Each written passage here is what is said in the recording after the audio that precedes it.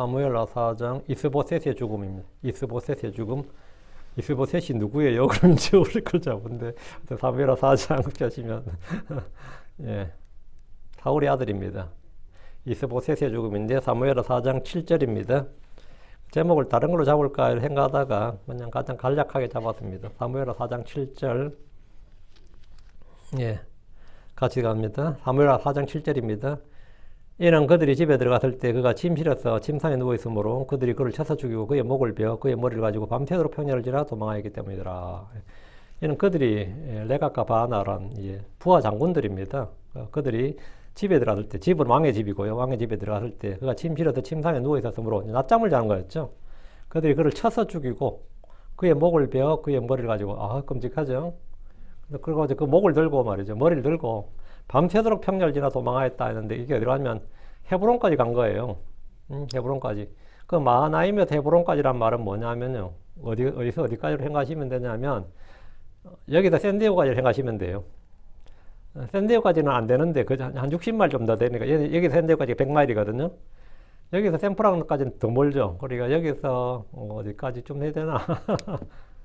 60마일이면 어디까지? LA는 훨씬 넘고, 그죠? LA는 훨씬 넘고, LA 저 위에 한 그 정도까지인데, 뭐 지금처럼 고속도로 잘 달려있는 이런 게 아니라, 뭐 산과 들을 건너서 평야를 통과해서 이제 달렸다는 거잖아요. 평야라는 것이 이제 광야죠, 사위 말하는. 그걸 통과해서 밤새 달렸다는 거예요. 얘들 달리기 속도가 어느 정도인지 모르겠지만, 밤새 달리면 뭐 60마일을 달릴 수 있나? 밤새 달리면. 좀 쉬었다면 한 이틀 걸렸을 테고요. 오늘 이스보셋의 죽음입니다. 예. 오늘 공부할 본문은 이스라엘의 왕국의 2대 왕이었던 이스보셋이 침상에서 암살당한 사건입니다. 이스보셋을 왕으로 삼았던 군대대장 아브넬이 다윗을 만나러 헤브론으로 갔다가 요압에게 살해당해 버렸습니다. 이거는 사고였어요. 큰 사고였습니다. 다윗이 죽인 게 아닙니다. 그냥 진짜 이 동맹을 맺으러 평화조약, 소위 말하는 요즘 남한과 북한으로 치면 뭐 판문점에서 대통령들 만난 거예요. 판문점 만난 게 아니지. 한국 대통령이 평양에 3명이나 갔잖아요. 3명이나 평양 가서 직접 만났거든요. 근데 거기 가서 예를 들어 죽어버렸다 한번 생각해보세요. 암살당해버렸다. 뒤집어질 이야기죠. 다윗과 아브넬은 평화통일을 위한 동맹을 맺었습니다. 요압은 이 사실을 알고 기뻐한 것이 아니라 다윗이 아브넬에게 속았다고 하면서 이들의 동맹, 이들의 평화조약을 반대했습니다. 왜? 자기는 군부잖아요. 군대 대장이기도 하고 아브넬의 원한도 있고 무슨 평화조약 동맹 평화통을 이룬 게 어딨냐 이거야. 그래서 이 동맹을 이들이 맺은 동맹을 대놓고 공개적으로 왕 앞에 가서 반대했어요. 그리고 왕의 명령이나 허락 없이 자기 마음대로 평화로이 돌아가던 아브넬을 데려와서 죽여버렸습니다. 요압이 아브넬을 죽인 것은 자기 동생 아사엘을 죽인 이 사적인 복수죠. 피해 보복이었습니다. 헤브론에서 아브넬이 죽음으로써 남북의 평화통일의 분위기는 완전히 깨어져 버렸습니다. 이건 완전 큰 사건이었습니다. 그리고 유다 지파에서 다윗의 왕권이 얼마나 취약한지도 만천하에 드러났습니다.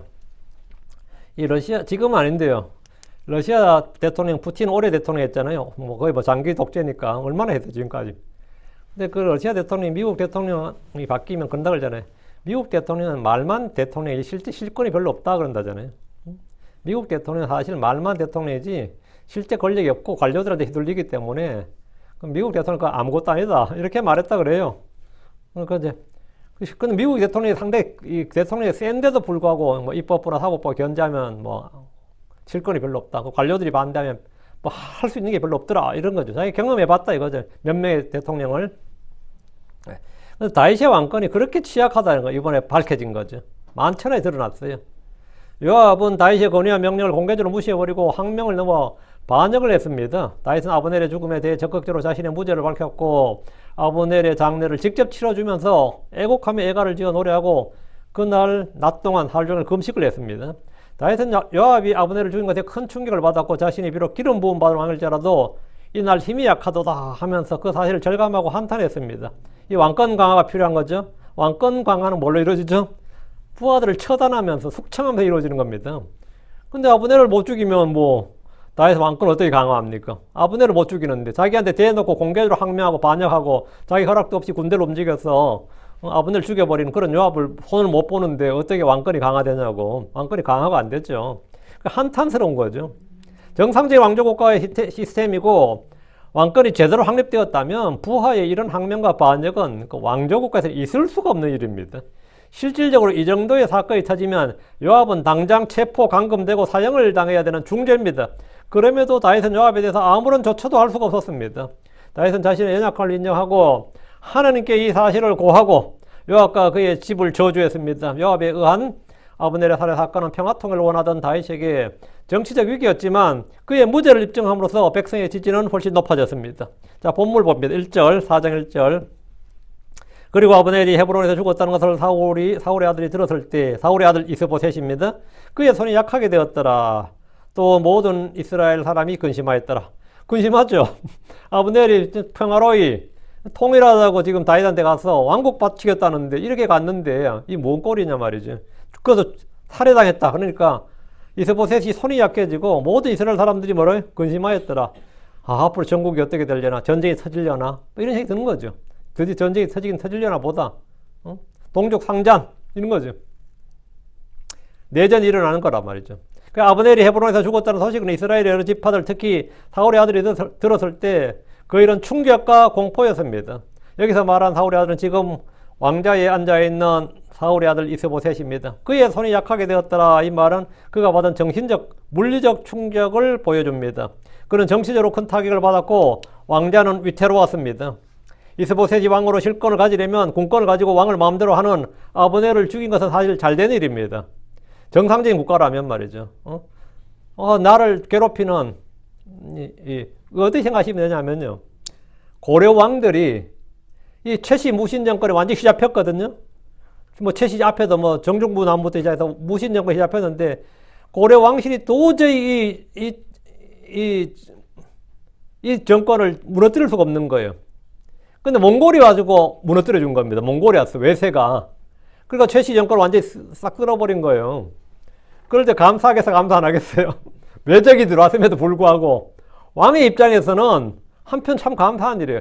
무신 정권을 종식시켜 준 거라고요. 응? 이들을 완전히 종식시켜 준 거라고. 근데 사실 이스보셋 입장에서는 아브넬은 감당을 못해. 근데 다윗이 알아서 처리해 줬다 이러면 어때요? 아브넬이 가서 처리해 줬다요. 그러면 이제 이스보셋은 이제부터 비로소 내가 왕이 되는 거예요. 제대로 실권을 가지고 왕이 되는데 문제는 지금 사정이 그렇지 않고 왕자가 오히려 위태로워졌다고. 여기서 문제가 터진 거죠. 이스보셋이 왕으로서 실권을 가지려면 군권을 가지고 왕을 마음대로 좌지우지하던 아브넬이 죽은 것은 상당히 잘된 일입니다. 사실 왕에게 가장 강력한 정적은 이 힘을 가진 이 실권을 가지고 왕을 마음대로 하는 그런 군대 대장, 그런 아브넬 같은 사람을 처리하는 거예요. 그런데 그가 헤브론에 갔다가 살해를 당했으니 이 일로 정치적 이득을 꾀할 수 있고 또 뭡니까? 잘만 하면 유다한테 강력하게 다윗에게 강력하게 항의를 하면서 그죠? 어떤 외교적 이익도 취할 수 있죠. 유다와 다윗에 대한 적대감을 불러일으킬 수도 있고요. 내부를 단단히 결속시킬 수 있습니다. 지금까지 자기가 별로 힘이 없었는데 드디어 유다가 하는 짓을 봐라. 얼마나 나쁜 놈들이냐. 우리의 대장군을 죽였다. 이러면 어때요? 반유다 정책. 그러면 우리 힘을 탁 결집시켜서 이스보셋을 중심으로 왕권을 다 강화할 수 있는 거죠. 이스보셋의 입장에서 아브넬의 죽음은 정치적 활용도가 상당히 높습니다. 소위 말하는 한국식으로 말하면 시체팔이 장사를 할 수 있다고. 시체팔이 장사. 야, 살아서는 날 괴롭혔는데 죽어줌으로써 이스보셋은 뭐 된 거죠? 이런 충신이 없는 거지. 죽어주니까 고마운 거야. 이게 죽음을 당한 거니까. 그러나 불행하게도 이스보셋은 아브넬이 죽어도 얻을 이익이 아무것도 없었습니다. 아브넬의 죽음은 곧 이스라엘의 군대가 와야 되고 사울의 집이 무너진다는 전조현상이었기 때문입니다. 이스보셋 스스로 자신의 왕국을 지킬 힘이 전혀 없는 왕이었습니다. 실권을 가진 아브넬이 죽었으니까 지금 다윗이나 요압이 군대를 끌고 마하나임으로 진격을 하면 이스보셋은 제대로 싸워보지도 못하고 망하는 겁니다. 이스보셋이 느낄 위험과 공포에 대해서 한번 생각해 보십시오. 아브넬의 죽음으로 이스라엘은 지금 1급 비상사태가 된 겁니다. 1급 국가 비상사태에 도달한 거예요. 2절. 그리고 사울의 아들에게 무리의 대장인 두 사람이 있었더라. 사울의 아들에게 할 때 사울의 아들은 항상 이스보셋입니다. 한 사람 이름은 바하나, 여다는 하나 이름은 레갑이었더라. 이들은 형제입니다. 이들은 베냐민 자손에 속하여 있으며 부에롯 사람 림몬의 아들들이더라. 이는 부에롯도 베냐민에게 속한 것으로 여겨졌기 때문이더라. 부에롯이란 지역이 베냐민 지파의 경계 안에 있었다 이 말이에요. 그 이스라엘의 최고 실권자였고 군대 대장이었던 아브넬이 헤브론에서 어쩐 살해를 당했잖아요. 그래 그 아래 있던 무리의 대장 두 사람이 반란을 일으킨 거예요. 그들 중 하나가 바안하고 한 사람이 레갑이었는데 이들은 그냥 군인이 아니에요. 왕에게 충성하는 왕의 군대 군인이어야 되는데 자기들의 대장부였던 아브넬이 죽었다는 소식을 들으니까 야 이거 끝났는데 우리 왕국은 끝났네. 사울의 집은 끝났네. 그럼 우리도 살 길이 있어야잖아. 이런 군인을 뭐라고 무슨 군인? 정치 군인이라 그래요. 이런 놈들이 정치 군인들이야. 아브넬의 죽음에 사울의 집은 끝이 났다. 우리의 운명도 끝났다고 생각합니다. 우리가 힘을 써서 왕을 지키자 뭐 이게 아니고 끝났네. 우리도 살아야 될 거 아니냐. 이들은 비상계엄을 선포하고 왕과 왕국을 지키려는 시도를 하는 대신에 자기들의 살 길을 찾았습니다. 그들은 시류에 민감했던 사람들입니다. 이제 왕국은 끝났다. 다윗의 시대가 왔다. 우린 다윗에게 가야 살 수 있다. 이렇게 판단했습니다. 그냥 혼자 도망쳐서 그냥 항복하면 뭡니까? 투항하는 거잖아요. 그냥 갈 수 있냐? 그럼 배신자 소리 들을 테고 뭐 전리품을 가지고 가야 될 거 아니냐 이거예요. 자기들이 다윗에게 투항하려면. 그들은 어차피 전쟁이 나서 요압이 막 군대 끌고 오면 아니면 다윗이 친정을 하면 우린 다 끝난다 이거죠. 자기는 그렇게 생각한 거죠. 아브넬 죽고 이제 요압이 그냥 쳐들어오겠네. 군대를 끌고 오겠네. 그들은 전쟁이 나서 죽느니 차라리 지금 자기들의 왕을 죽여서 그 목을 다윗에게 가져다 줌으로써 공신이 되자. 다윗의 우리가 통일의 밑거름이 되자. 어때요? 그럼 공익 신고자, 뭐 공익 뭐 이런 거 될 거 아니야. 이런 거잖아요. 그런 생각을 해서 사람은 위기의 순간이 오면 그 사람의 그 진정한 본색, 트루 컬러가 나타난다 그러죠. 위기가 오면 트루 컬러가 진정한 본색이 드러납니다. 이들은 지금까지 사울의 집에서 고위관직에 올랐고 잘 먹고 잘 살았습니다. 그러나 국가적 위기 상황이 되자 돌변해서 왕의 원수가 되고 말았습니다. 지금 대한민국 보면 잘 알 수 있죠. 그 트루 컬러가 다 드러나고 있잖아요. 지금 어느 놈이 대한민국이고 어느 놈이 북한 편이고 중국 편인지 다 드러나잖아요. 지금 어느 놈이 반국가 세력인지 다 드러나죠. 왜 트루 컬러가 지금 다 드러나고 있어요. 경찰도 사법부도 판사도 헌법재판소도 뭐 대법원도 지금 어때? 이렇게 썩을 수가 없구나 하는 거 지금 온 국민이 다 보고 있어요. 다 보고 있다고. 이들은 사울의 집이 속한 베냐민 지파의 사람들이고 브에롯 사람 림몬의 아들들이었습니다. 이들은 다들 친위 부대가 돼야 된다고. 왜? 왕이 지금 베냐민 지파잖아요. 그러니까 이들이 왕의 집을 딱 지키면서 우리는 왕을 지킨다 이렇게 친위 부대가 돼야 되고 반역하려고 하는 사람이 있어도 다독이면서 아니면 힘을 눌러서 왕을 지켜야 되는 사람들이라고. 그들은 아브넬이 죽었다는 소식에 그럼 우리가 지금 아브넬이 죽었으니까 우리라도 지금 왕을 지켜야 되는구나. 이래야 정상이죠. 그게 충신이지 그게. 근데 아브넬이 죽었다는 소식을 딱 들으니까 끝났네. 우리들이 살 길을 찾아야겠다. 이들에게는 의리나 신이나 충성심이라고는 조금도 없는 자들이었습니다. 그들은 이익을 따라 움직이는 자들이지 의를 따라 생각하고 행동하는 사람들이 아니었습니다. 브에롯은 이스라엘이 기브온과 언약을 맺을 때 얻은 도시들 중에 하나로 베냐민 지파의 도시들 중에 하나가 되었습니다. 예루살렘 북방 10마일 지점에 있는 도시입니다. 3절. 그리고 브에롯 사람들이 깃다임으로 도망하였고 이날까지 거기 거주자들이었더라. 브에롯 사람들이 사는 곳은 브에롯이 아니라 깃다임인데 이들 이곳으로 도망해서 지금까지 살았기 때문입니다. 깃다임은 느헤미야 11장 33절에 보면 바벨론에서 귀환한 베냐민 지파 사람들이 거주했던 도시로 언급됩니다. 브에롯 사람들은 필리스틴과의 전쟁으로 밀리자 깃다임으로 거주지를 옮겼고 계속해서 그곳을 자기들의 고향으로 삼아서 그곳의 거주자들이 되었다 이 말입니다. 4절. 그리고 사울의 아들인 요나단에게 발을 저는 아들 하나가 있었더라. 이제 사울의 집안을 지금 이야기하고 있는 겁니다. 사울의 아들인 요나단 죽었어요. 그죠? 발을 저는 아들 하나가 있었더라. 왜 발을 저느냐? 그는 전에 예스루엘에서 사울과 요나단의 소식이 왔을 때에 5살이었으며 또 그의 유모가 그를 안고 도망할 때 이런 일이 있었으니 그녀가 급히 도망하면서 그가 떨어져서 발을 절게 되었더라. 그리고 그의 이름은 무비보셋이었더라. 그러니까 사울의 아들들 중에서 어쨌든 가장 유명한 아들이 이제 요나단이죠. 요나단. 그는 필리스틴과의 전쟁에 참전했다가 전사했습니다. 아버지 또 형제들과 같이 죽었죠. 요나단에게는 한 아들이 있었는데 그는 다리를 저는 장애인이었습니다. 사울과 요나단이 길보아 산에서 죽었을 때 요나단의 아들 무비보셋의 나이가 참 어렸어요. 5살이었다잖아요. 그래서 이 요나단의 나이가 다윗보다 훨 많아요. 지금 이스보셋이 40살에 왕이 됐거든요. 그때 다윗이 30살이가 그게 이 요나단이 맏형이거든요. 그러니까 요나단의 넷째 동생이 다윗보다 10살 위니까 요나단은 다윗보다 나이가 훨 많죠. 최소한 뭐 20, 30년 위라고 보여요. 우리가 형제 아니까 둘이 같이 형제인 줄 알지만 그 정도가 아닙니다. 나이 차이가 많이 나요. 근데 자식을 늦게 낳은 거야. 그러니까 요나단이 죽을 때 아들이 5살이었으니까 엄청 늦게 나온 거죠. 그래서 어쨌든 전쟁에서 왕과 왕자들이 죽었다는 소식이 들리니까 무비보셋의 유모가 그래서 이 요나단의 아들을 살려야 될 거 아니야. 그런 생각하죠. 적들이 쳐들면 끝나니까. 그래가지고 아들을 안고 도망을 친 거야. 5살 먹은 애를 안고 도망을 쳤는데, 그건 잘한 거죠.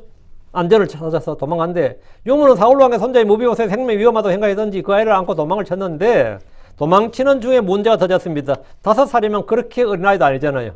차라리 1살, 2살이면 고작이 안고 그냥 달리면 되지만 5살이면 이게 난감해. 뛰기에도 발걸이 빠르지 못하고 어른 발걸 못 따라가고 안고 뛰자니 여자 힘으로 안고 뛰기는 좀 무리인 그런 나이가 5살, 6살 이런 거란 말이야. 어쨌든 안고 뛰었어. 그래서 유모가 아이를 떨어뜨렸습니다. 5살 먹은 아이를 안고 급히 도망하다가 아이를 떨어뜨렸는데 그냥 보통 떨어지면 뭐 골절살 입는 거죠. 다리가 부러지든가. 근데 그 아이가 다리에 골절살 입었는지 아니면 떨어지면서 허리를 다쳤는지 그때부터 평생토록 발을 들게 된 겁니다. 평생토록. 사울의 아들 무비보셋은 지금 왕인 이스보셋이 죽으면 다음 왕이 될 수 있는 인물. 차기 왕이 돼야 돼. 3대 왕이 돼야 될 사람이에요. 근데 이제 평생토록 다리를 절게 되었고, 근데 왕이 될 수 있는 인물이지만 동시에 적군이 쳐들어와서 유다 지파가 쳐들어와서 요압이 쳐들어와서 사울의 집을 멸한다 그러면 또 1순위로 죽을 수 있는 사람이죠. 예, 왕족이니까 1순위로 죽을 수 있는 사람이었어요. 자, 5절.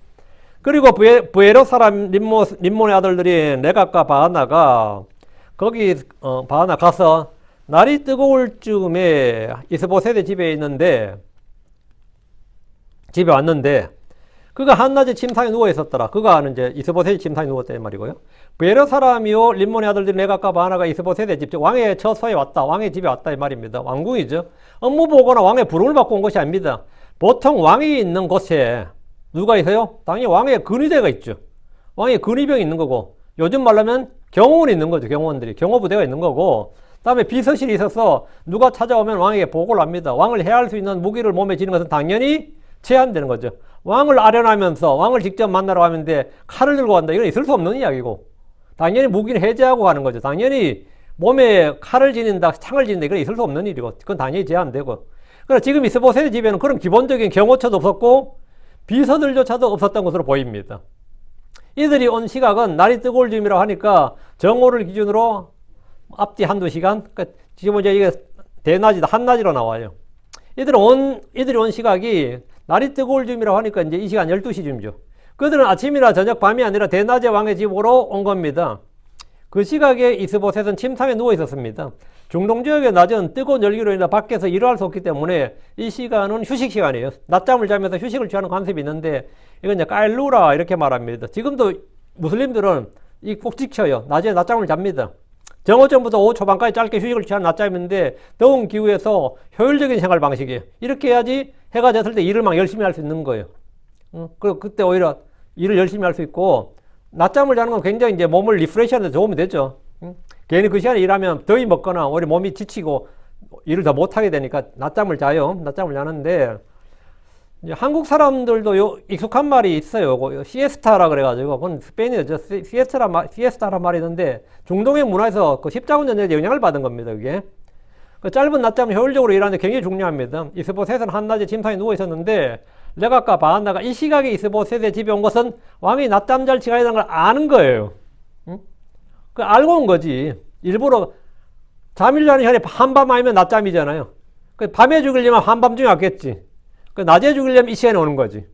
그 쉬는 시간에 왕이 낮잠을 자는 시간에 왕의 집에 온 거예요. 업무 보고나 국정을 논의하기 위한 것이라면 왕이 쉬는 시간을 피하는 것이 뭐 신화된 일반적 도리죠. 이들 일부러 왕이 낮잠을 자는 시각을 노리고 왕의 집으로 왔던 겁니다. 그들은 왕을 죽이려는 겁니다. 근데 뭐 내시도 한 명 없었는지 어쨌든 이랬어요. 6절. 그리고 그들이 마치 밀을 가지러 온 채하고 거기로 집 가운데로 들어가 그의 5째 갈빗대 밑을 쳤고 레갑과 그 형제 바하나가 도망하였더라 했죠.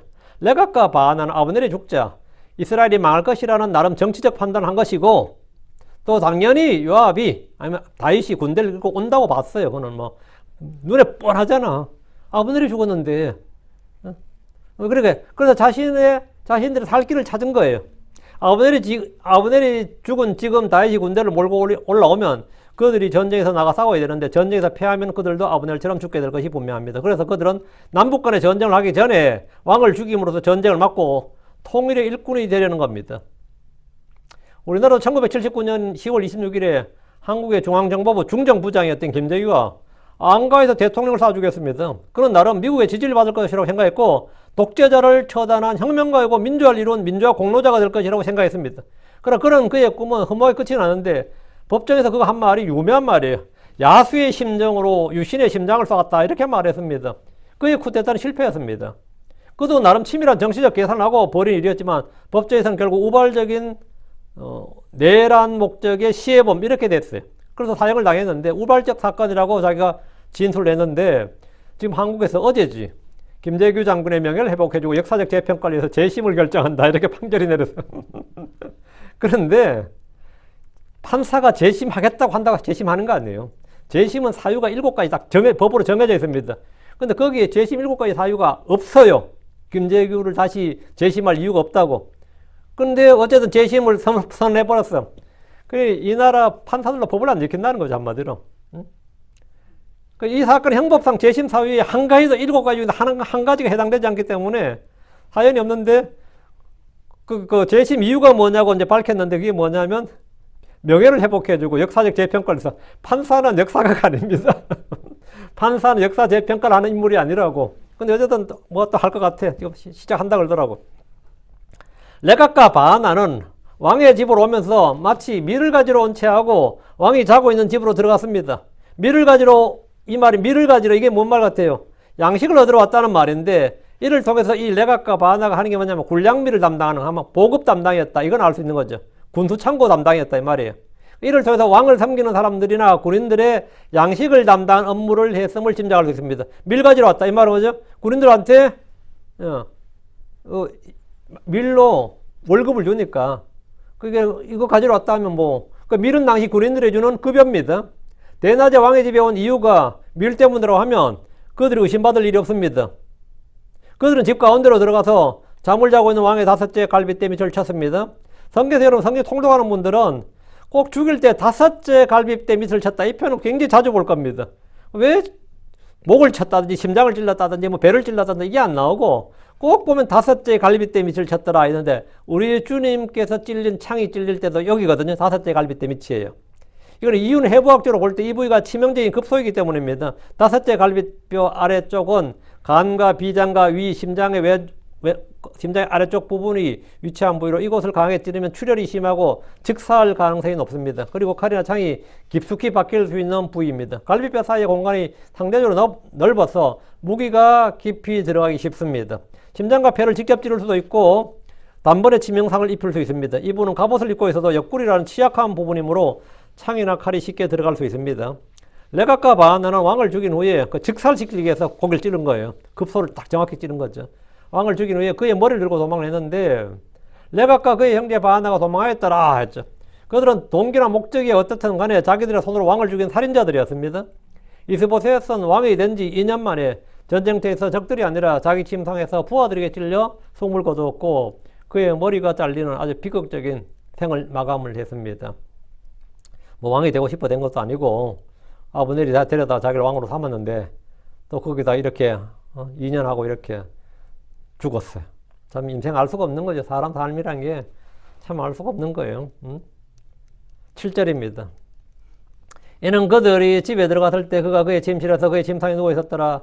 그리고 그들이 그를 쳐서 죽였고 그를 벤 뒤 그의 머리를 가지고 밤새도록 평야를 통과해 도망했더라 했는데, 6절의 반복이죠. 7절은 6절을 다시 한번 설명하는 겁니다. 성경에 이런 방식이 많이 있습니다. 앞에 설명을 다 하고 뒤에 좀 더 상세하게 또 구체적으로 이제 기술하는 방법인데, 그들이 왕을 시해하는 장면을 다시 한번 구체적으로 설명을 합니다. 그들이 왕의 집에 들어갔을 때 왕은 그의 침실에서 침상에 누워 있었다. 낮잠을 자고 있었던 것으로 보이는데, 낮에 해가 뜨겁기 때문에 이 시간은 낮잠을 자는 것이 이 지역의 문화였고 풍습입니다. 더운 때 활동을 하면 몸에 건강에 좋지 않기 때문에 시원한 곳에서 잠시 눈을 붙이는 것인데 레가카 바하나가 들어와서 그의 5째 갈비뼈를 쳐서 죽인 겁니다. 그 속으로 그의 칼을 찌른 거죠. 침상에 누운 사람이 딱 누워있는데 거기다가 5째 갈비뼈를 칼이나 창으로 치면 심장이나 폐를 관통하면서 피가 쏟아지기 때문에 이 왕은 비명소리도 지르지 못하고 죽었습니다. 이런 비명소리도 지르지 못해요. 폐를 이렇게, 폐나 이쪽을 딱 통과하게 되면 소리가 안 납니다. 그렇게, 뭐, 배나 이런 데 찌르면, 뭐, 하고 뭐 난리가 나지만, 뭐 아니면 뭐 창을 잡든지 칼 잡든지 뭐 이놈들아 하고 할 수 있겠지만, 이렇게 그냥 퍽 죽는 거예요. 그들은 왕을 죽이고 그냥 도망한 것이 아니라 그의 머리를 베어서 그의 머리를 가지고 밤새도록 평야를 통과해서 도망했습니다. 이 평야는 아브넬과 그의 군대가 전에 요압과 휴전한 뒤에 마하나임으로 올 때 통과했던 그 평야입니다. 마하나임에서 헤브론까지 거리는 대략 60마일, 한 95km 정도인데 이들이 전력에서 달렸다 해도 헤브론까지 가려면 만 하루 정도 걸렸을 것이고 중간에 조금 휴식을 취하면서 갔다면 이틀은 소요됐을 겁니다. 이들은 그들이 벤 왕의 머리를 들고 밤새도록 평야를 쉼없이 달렸다면 하룻밤 만에 도착했을 수도 있습니다. 그 낮에 뱄으니까 낮에 튀어가지고 그죠? 해를 좀 해서 그날 밤새도록 달리면 뭐 가능할 것 같아요. 8짜리입니다. 시속 5km나 6km 달리면 그렇죠. 뭐 6에서 7시간도 달릴 수, 물론 뭐 사람 체력이라는 게 있어서 한데 밤새 달리면 도착하죠 아침에. 그리고 그들이 이스보셋의 머리를 가지고 헤브론으로 다윗에게 가서 왕에게 말하였더라. 왕의 생명을 찾았던 왕의 원수 사울의 아들 이스보셋의 머리를 보소서. 전리품이죠. 또 주께서 이날 사울과 그의 씨에게 내주 왕위의 원수를 갚으셨나이다 이러면서 또 주께서 하면 이거 뭐죠? 자신의 죄를 정당할 때 들먹일 수 있는 게 뭐죠? 하나님의 뜻이라는 거죠. 이게. 이건 항상 종교인들이 하는 말이죠. 주님 허락하셨다, 주님이 뭐 복수하셨다 이런 식으로. 레가카 바하나는 이스보셋의 머리를 가지고 헤브론으로 다윗에게 갔습니다. 그들에게 이스보셋의 머리는 다윗에게 바치는 선물이죠. 전리품 같은 것입니다. 이 일로 그들은 다윗에게 칭찬을 받고 보상을 받을 줄로 생각했습니다. 헤브론에서 아브넬이 죽었고 마하나임에 있던 이스보셋이 죽었으니 이제 다윗은 가만히 있어도 통일왕국의 왕이 될 수 있는 정치적 환경이 조성되었습니다. 다윗은 군대를 끌고 사울의 고향인 기브아를 통과해서 마하나임까지 그냥 올라가서 통일을 선포하고 내가 왕이다 하면 끝이에요. 사울의 집은 더 이상 다윗의 군대를 막을 왕도 없고 장군도 없고 군대도 없었을 겁니다. 군대도 이제 와해됐어요. 사울의 왕국 자체가 와해되어 버렸습니다. 베냐민에 속한 대장들이 왕을 죽일 정도였으니까 그의 군대는 아무런 소용이 없습니다. 그들은 다윗에게 가서 왕의 생명을 찾았던 왕의 원수 사울의 아들 이스보셋의 머리를 보소서 이렇게 했습니다. 그들은 다윗이 이것을 보고 기뻐할 줄로 알았습니다. 그들의 수고에 대해 칭찬해주고 보상이라도 해줄 것이라 기대했습니다. 그들은 다윗을 잘 알지 못했습니다. 그들은 다윗을 잘 알지 못했다고. 그들은 다윗을 자기들과 같은 부류의 사람으로 생각을 했고 이스보셋을 죽였다고 말하면 기뻐할 줄로 알았습니다. 다윗을 크게 오해한 거지. 사람들은 대부분 남들도 자기와 같은 줄로 압니다. 내가 이러니까 남들도 같은 줄 알아. 내가 좋아하면 남도 좋아하는 줄 알고 내가 싫어하면 남도 싫어하는 줄 알고 내가 이거 주면 지도 좋아하겠지. 이렇게 그 자신들은 우리가 이 이스보셋을 목을 베어가면 우리가 당연히 상을 주겠지. 지가 왕이었으면 그랬겠다 이 말이죠. 자기를 기준으로 다른 사람을 생각하고 판단하기 때문입니다. 이들은 이스보셋이 다윗의 원수요. 다윗이 죽이고 싶어 하는 줄 알았고 그를 죽여서 그 머리를 가져가면 상급을 받을 줄로 판단했습니다. 우리가 하나님을 아는 것, 판단하는 것도 이와 비슷합니다. 사람들은 하나님도 자기 기준으로, 자기 생각대로, 자기 판단으로 이 하나님을 이렇게 판단해요. 시편 50편 2절에 이 일들을 내가 행하였을지라도 이에 내가 잠잠하였더니 내가 나를 전적으로 너와 같은 줄로 생각하는도다. 그러나 내가 너를 책말이라 또 그것들을 내 눈앞에서 차례대로 내놓으리라. 주님께서 가만히 계시니까 내가 나를 전적으로 너와 같은 줄로. 사람들이 뭐를? 하나님을 자기들처럼 생각한다요. 자기들처럼. 하나님도 기뻐하시겠지. 하나님도 좋아하시겠지. 근데 주님이 뭐라고? 보상해 주는 게 아니라 내가 너를 책말이라. 이들도 다윗에게 와서 보상을 받을 줄 생각했는데 다윗은 뭐라고? 너를 책말이라. 하나님을 자신과 같은 범주 안에 두고 그분을 생각하고 판단한 것은 망상입니다. 하나님 우리의 생각, 우리의 판단, 우리의 길이 아닙니다. 이사야 55장 8절 9절에 이는 내 생각들은 너희 생각들이 아니며 또한 내 길들은 너희 길들이 아니기 때문이라 주가 말하노라. 이는 하늘들이 땅보다 높은 같이 내 길들은 너희 길들보다 높으며 내 생각들은 너희 생각들보다 높기 때문이라. 우리는 하나님이심을 알아야 됩니다. 하나님은 사람이 아니다. 하나님은 사람이 아니다. 하나님이 하나님이심을 알아야 된다. 하나님을 하나님인 줄로 아는 것이 진리의 지식이고 주를 아는 지식입니다. 주께서 사람들이 하시는 말씀이 이겁니다. 시편 46편 10절에 잠잠하라. 그리고 내가 하나님인 줄을 알지어다. 내가 이 겨돌 가운데서 높여지리라. 내가 땅에서 높여지리라. 잠잠하라. 그리고 내가 하나님인 줄 알지어다. 내가 하나님인 줄을 알지어다. 난 하나님이라고. 사람이 아니라고.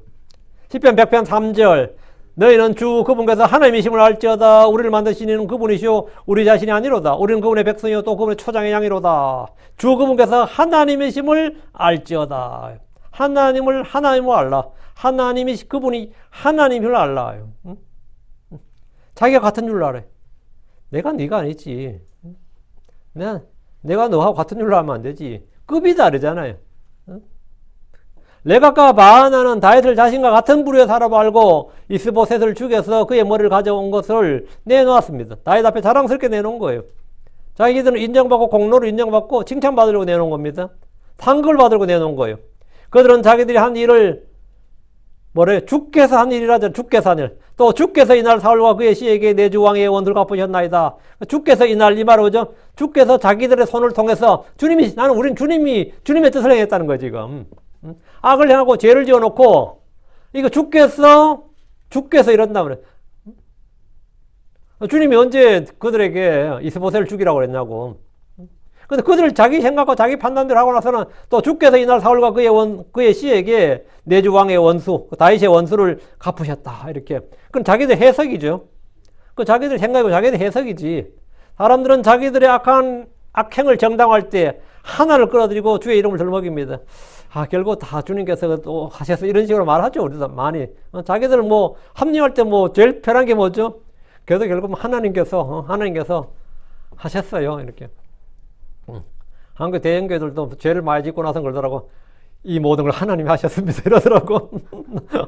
나 진짜 확 나가더라고. 완전 완전 그거 유행이더라고요. 하나님이 하셨습니다. 굉장히 하나님께 다 영광을 돌린 것 같은데, 그들은 이제 하나님께 다 모든 영광을 돌려드린 것 같은데, 제가 볼 때는 회개해야 될 문제 같은데 합리화를 하는 거예요. 회개해야 될 일을 합리화해 버리는 거죠.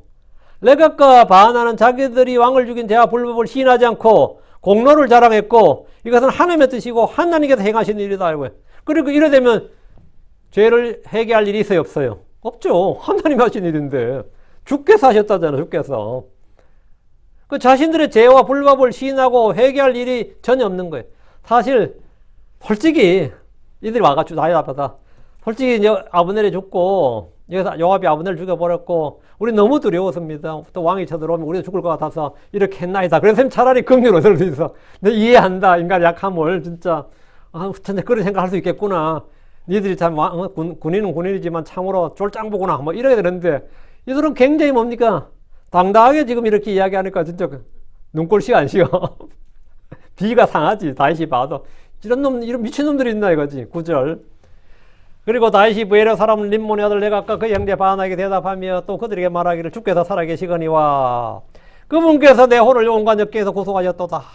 다윗이 레갑과 바하나에게 대답해서 주께서 살아계시거니와 여기서 앞에 애지게 붙은 거 뭐냐면 주님이 살아계시는 만큼이나 뭐만 이거예요. 주님께서 살아계시거니와 주님이 살아계시는 것은 모든 것의 기준이에요. 주님이 이 지구가 지금 이 땅에 이 지구가 우리가 보고 보이는 모든 건 실존이죠. 어떤 실제보다 주님이 더 실존이고 실제입니다. 그렇죠? 주님보다 더 실제가, 주님 모든 걸 존재케 하시는 분이잖아요. 그러니까 주님이 살아계시는 것은 주님의 존재는 이 세상에 우리가 어떤 것이 존재하는 것보다 더 확실한 것이라고요. 더 확실한 것이라고. 그러니까 주께서 살아계시거니와 그분께서 내 혼을 온갖 적개에서 구속하셨다. 다윗이 이 말은 일종의 맹세의 표현이에요. 주께서 살아계시거니와 이 말은 주님이 살아계시는 것만큼이나 그 뒤에 오는 말이 사실이다 이거예요. 이 세상에서 가장 확실한 한 가지는 역사적 사실, 과학적 사실, 체험적 사실 간에 무슨 사실이든 간에 가장 확실한 사실은 뭐냐? 주님이 살아계시다는 거예요. 하나님은 살아계시다. 그 사람이 하나님께 나간 자 반드시 믿어야 되는 거죠. 하나님 존재한다는 거예요. 히브리 11장 6절에 따르면 하나님 존재하는 걸 반드시 믿어야 돼. 하나님이 살아계시다고. 이것은 뭐 하늘에 해가 있다, 별이 있다, 달이 있다는 것보다 더 확실한 겁니다. 그보다 더 확실한 것. 다윗의 인생에서 가장 확실한 것은 우리 아버지, 우리 엄마도 아니고 우리 형제도 아니에요. 하나님이 살아계신 것이 더 확실한 거예요. 주님이 살아계시는 것만큼이나 그분이 다윗이 오늘 온갖 역경에서 구속한 것도 사실이다 이거야. 자, 이게 맹세의 표현인데 10절. 전에 한 사람이 내게 고하여 말하되 보소서 사울이 죽었나이다 하며 좋은 소식을 가져온 줄로 생각하였을 때 내가 그를 붙잡아 시글락에서 죽였노라. 그는 그의 소식들로 인해 내가 그에게 보상을 주리라고 생각하였느니라. 이게 아말렉 청년 이야기죠. 전에 한 사람이 내게 고하여 말했다는 것은 그가 시글락에 있을 때 사울 왕을 죽였다는 보고를 하러 온 아말렉 청년의 이야기입니다. 그 청년은 보소서 사울이 죽었나이다 이렇게 했는데 네가 어떻게 알았느냐 하니까 자기가 쭉 설명을 했죠. 그리고 증거물까지 가져왔어요. 팔자 그 왕관을 가져왔단 말이죠.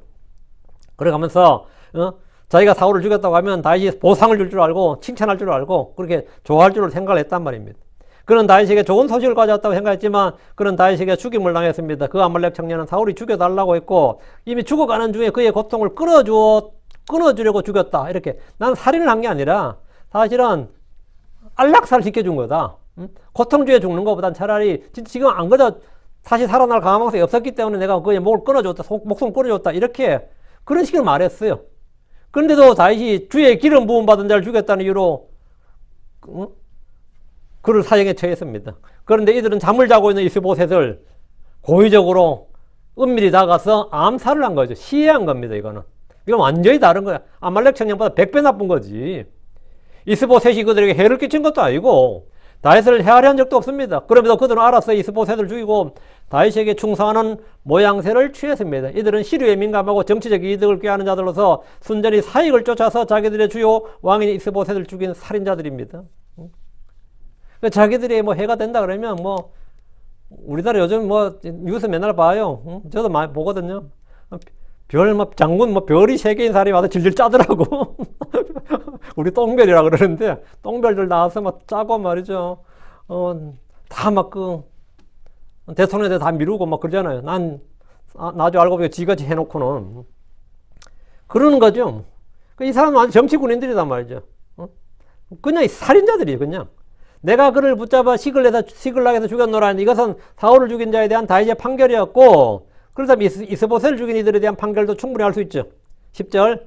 그는 그의 소식들로 인해 내가 그에게 보상을 주려고 생각했느니라. 이건 망상이었다 이거죠. 그게 잘못된 생각이었다. 나를 자기와 같은 줄로 알았다. 다윗 입장에서는 이 미친놈 아니야지. 나를 자기와 같은 어떻게 알곡과 결을 비교. 이건 셰파드와 치아와를 비기는 거 아니지. 독수리와 똥파리를 비기는 격이지. 이 파리가 니도 날개 두 개고 나도 날개 두 개다 독수리한테 그러면 독수리 입장에서 어떻게 했어요?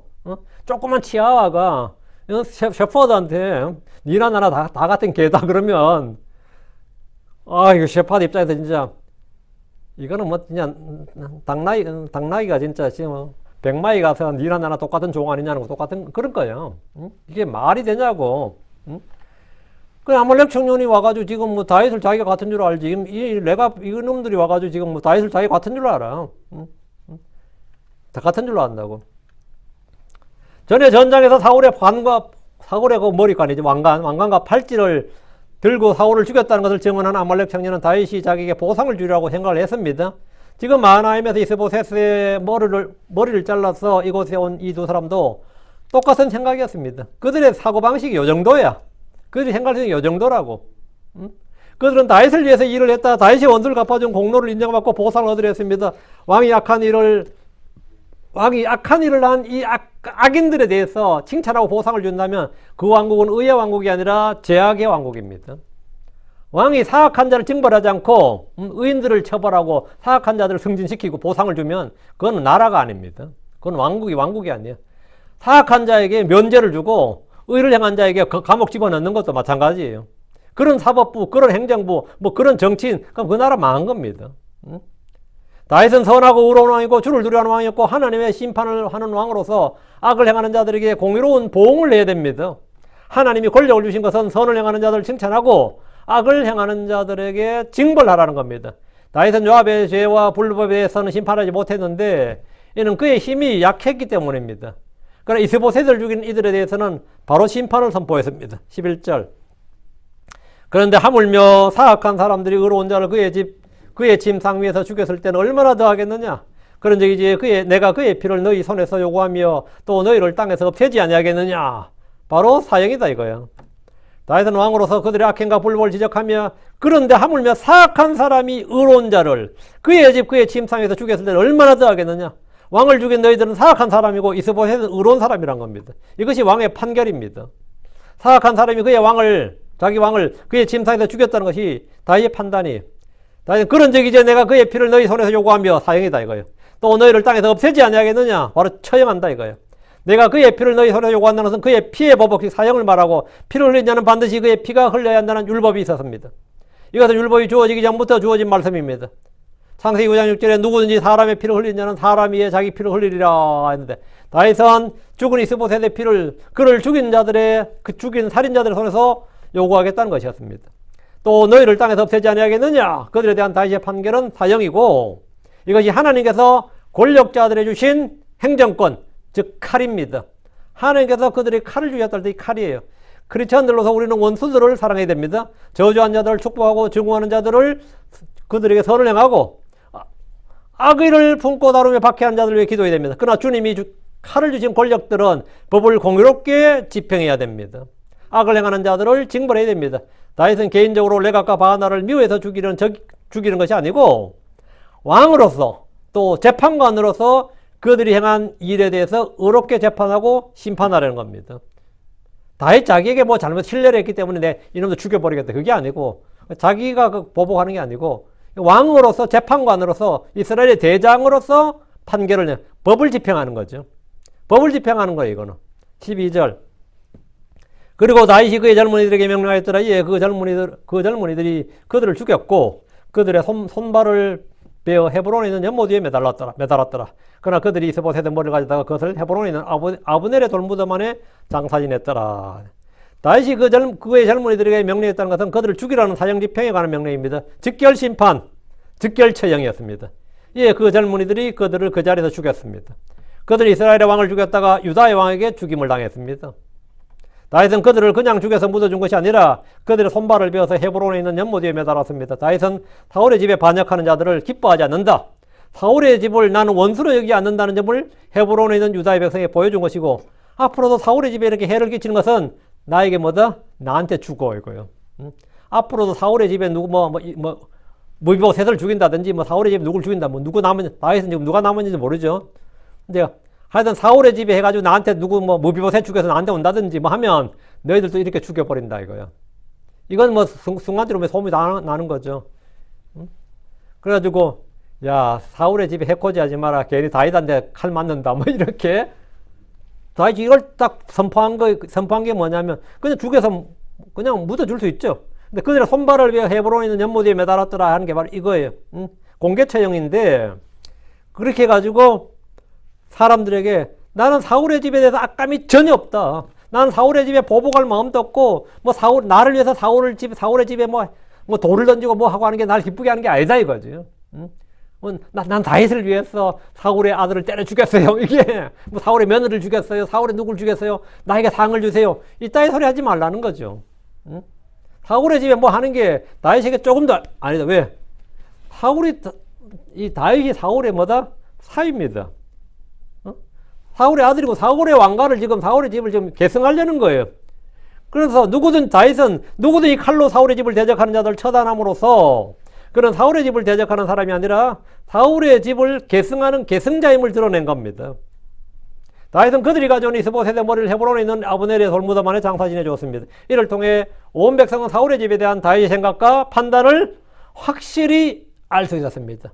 대부분의 백성은 사울이 다윗을 원수로 대하고 죽이려 했듯이 다윗 역시 똑같이 사울처럼 사울을 그의 집에 원수로 여기고 멸하려 할 줄로 생각을 했습니다. 근데 그게 아닌다. 전혀 아닌데. 다윗은 사울의 집을 그렇게 생각 안 하는데 이거죠. 사울이 다윗을 원수로 여기고 적으로 대한 것은 맞지만 다윗은 사울을 원수로 적으로 여긴 적이 단 한 번도 없습니다. 단 한 번도. 근데 사람들은 그 사실을 잘 몰랐어요. 다윗이 사울을 원수로 여기는 줄로 알았어. 그러니까 뭐가 된 거죠? 이런 헛짓을 한 게 된 거예요. 그러다 지들이 망한 거예요. 응? 그 다윗을 잘 몰랐던 거죠. 다윗의 젊은이들조차도 사울에 대한 다윗의 마음과 생각과 판단을 잘 알지 못했습니다. 다윗은 사울을 하나님의 기름 부음 받은 자요 이스라엘의 방패로 생각했습니다. 이스라엘의 큰 자로 생각했어요. 한 번도 그를 죽이겠다고 생각한 적이 없었습니다. 사울이 죽고 그 뒤를 이은 이스보셋에 대해서도 다윗은 전혀 적대감이 없었습니다. 2년 동안 자주 전쟁이 벌어졌음에도 불구하고 사울의 집을 멸해야겠다는 생각을 한 적이 없습니다. 다윗은 선으로 악을 이겼습니다. 다윗은 자신의 칼로 왕위를 차지하려 하지 않았습니다. 주님이 주실 때까지 인내로 기다렸어요. 그는 주님이 왕국을 주실 때까지 기다렸지 동족을 칼로 무력으로 군대로 짓밟지 않았단 말이죠. 그 힘으로 차지하지 않았다 이거예요. 그리고 사울의 집을 대적하는 자들은 다윗이 직접 처단했습니다. 그는 사울의 사이로서, 사울의 아들로서, 사울 왕의 후계자로서 통일 왕국의 2대 왕이 되었습니다. 여기서 우리가 배울 수 있는 교훈은 첫째, 성도들은 의를 따라 생각하고 판단하고 행해야 되지 이익을 따라 생각하고 판단하고 행해서는 안 된다는 겁니다. 의를 따라야지 자기 이익을 따라, 자기 일신의 안위, 자기 일신의 유익을 쫓아서는 안 된다.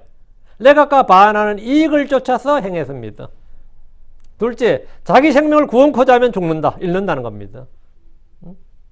내각과 반하는 자기들의 생명을 잃지 않고 구원하고자 이스보셋을 죽였습니다. 자기 살자고 왕을 죽인 거죠.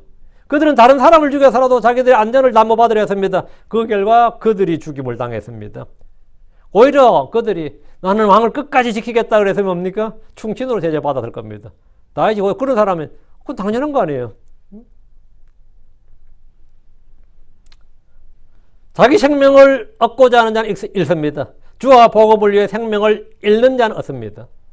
셋째, 그들은 다윗을 제대로 알지 못했습니다. 다윗을 제대로 알지 못했다. 그들은 다윗이 자기들과 같은 줄로 알았습니다. 다윗은 의를 사랑하고 불법을 미워했습니다. 그러나 그들은 다윗의 이런 성품을 잘 알지 못하고 그들과 전적으로 같을 줄로 알고 왕을 죽임으로써 보상을 받으려 했습니다. 그들이 만약 다윗이 어떤 사람인지 알았더라면 결코 악행을 저지르지 않았을 겁니다. 전에 사울을 죽인 아말렉 청년도 다윗을 알지 못했고 사울을 죽였다며 다윗에게 달려왔습니다. 요압도 다윗을 잘 알지 못했고 아브넬을 죽였습니다. 레갑과 바나도 다윗을 잘 알지 못해서 이스보셋을 죽였습니다. 우리도 주를 잘 알지 못하면 악을 행하고 불법을 행하면서 하나님의 영광을 위해 일한다고 할 겁니다. 그러나 주님은 그런 자를 향해서 내가 너희를 결코 알지 못하였노라 불법을 행하는 자들아 너희는 내게서 떠나라. 내가 너희를 결코 알지 못하였노라. 그들은 주를 위해서 뭘 했다고 주님 앞에서 자랑을 하는데 막 선포하는데 주님 뭐라고요? 불법을 행하는 자들아. 이렇게 주를 알지 못하는 사람들은 자신들이 행한 죄를 불법을 시인하고 회개하는 대신에 자랑합니다. 오히려 상을 받으려고 합니다.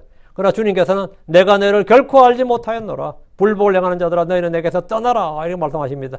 우리가 주를 알되 바르게 알아야 우리는 바르게 생각하고 바르게 판단하고 바르게 행할 수가 있습니다. 주를 바르게 알아야 주님을 바르게 섬길 수 있는 거지. 그러니까 주님을 바르게 알지 못했다. 레갑과 바나는 전에 아말렉 청년처럼 아니면 요압처럼 다윗을 알되 드문드문 알았어요. 뭐 다윗을 알긴 아는데 드문드문 알아. 다윗을 제대로 몰라. 많은 크리스천들이 하나님을 알되 하나님 안다고 하는데 하나님이 전적으로 자기가 같은 줄 알아요. 이 정도면 하나님도 기뻐하시겠지.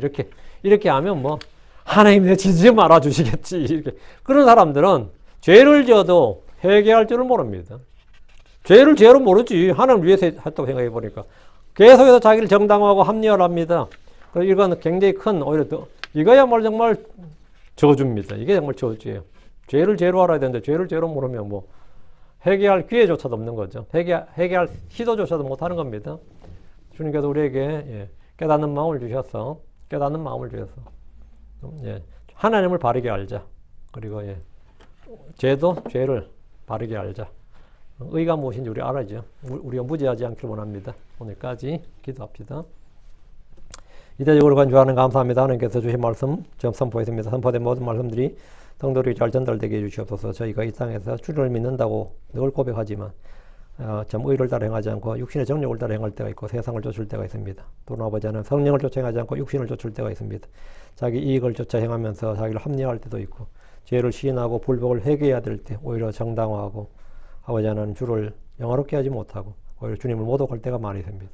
사랑 아버지 하나님 저희를 불쌍히 해주시고 저희를 참으로 주의 말씀으로 깨워져 주시옵소서. 빛을 비춰주시고 죄를 죄로 알게 해주십시오. 무엇보다 하나님을 하나님으로 알게 하시고 저에게 거룩한 지식, 진리의 지식, 하늘을 아는 지식, 우리 주 예수를 아는 지식을 허락하여 주시옵소서. 사랑 아버지 하나님 마음의 깨우침을 주시길 간절히 원합니다. 그래서 저희가 하나님을 영화롭게 하는 자라 증거를 얻게 해주시고 하나님 앞에서 의롭고 참으로 선하고 의롭고 경건하게 또 거룩하게 그렇게 살 수 있도록 도와주십시오. 표대를 향해서 달려갈 때 저희가 어그러지지 않게 해주시고 길에서 이탈하지 않도록 도와주십시오. 미끄러지지 않게 하시고 또 아버지는 마귀의 올무에 걸리지 않도록 또 아버지 마귀의 정리에 빠지지 않도록 해주시옵소서. 감사드립니다. 주의 성기도합니다. 아멘.